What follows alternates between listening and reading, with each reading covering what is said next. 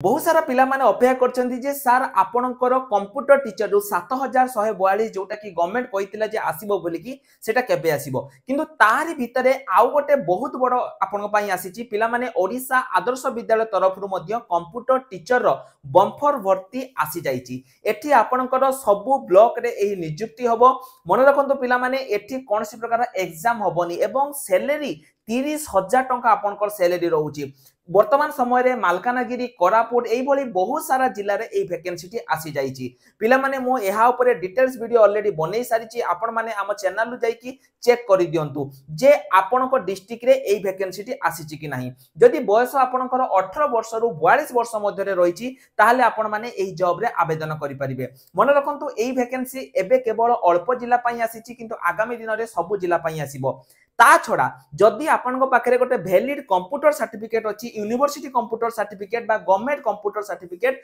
ताहाले पिला माने आपण माने आवेदन करि परिबे जदि आपन पाखे एत पर्यंत गवर्नमेंट सर्टिफिकेट नाही बा आपण गवर्नमेंट सर्टिफिकेट करि नांती जल्दी जल्दी स्क्रीन ले जो नंबर अच्छी हमको कांटेक्ट करिकि घरे बसिकि गोटे गवर्नमेंट सर्टिफिकेट करि दियंतु ता छड़ा जदि आपण एई जॉब विषय रे अधिक जानिया पई चाहुचंती ताहाले पिला माने आपण माने हम वेबसाइट odishanewgovernmentjob.com सेठु जाई कि मध्य आपण माने एही जॉब रो कंप्लीट अपडेट पाई परिबे। जय जगन्नाथ।